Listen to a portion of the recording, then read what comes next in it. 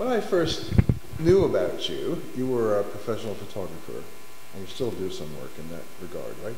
How did you migrate into becoming a dealer? Quite by accident. I think I did it on a bit of a whim. I mean, as an artist, I've always worked with other organizations. I've done some curating and publishing, but I just looked around the city and I thought we could use another gallery. And true. You know, I just did it very quickly. Do you have a sense, being here where you are on Ossington, near Queen, do you have a sense of being a part of a increasingly vibrant cultural community? I do, for sure. When I moved onto the street, there was already a couple of galleries, but quite a few more have opened up since then. And when I moved onto the street, well, first of all, the reason I moved onto the street was it had a sense of a small village, a very self-contained area between Queen and Dundas on Ossington. And as soon as people saw me working here, they came and welcomed me. The flower shop, the restaurant, you know, another store that was about to open. Yeah. That's really nice. From the beginning, well, you show a lot of things, but your art has had a certain consistency to it.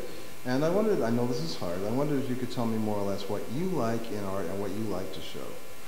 Well, I'm interested in work that is very experimental, that's not too obvious, that takes some work for the viewer to figure out, something that makes you think, work that deals with ideas. You're not afraid of showing work that is obscure and therefore people will get like discouraged. They'll come in, they'll say, oh, this is not for me, and they'll go back out again. Well, that can happen. But hopefully people come in and spend enough time looking that they do take something back.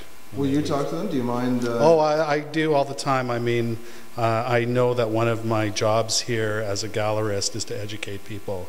So although I don't like to be pushy, I am there to offer any kind of guidance a viewer needs. If they want help, they can ask you, without feeling intimidated or as if they've entered some cultural cathedral. Right. I mean, even for me, when I show work at the beginning of a show, sometimes I'm not sure what it is exactly I'm showing, but I get to spend a month with it and talk to people about it, and I kind of figure it out that way.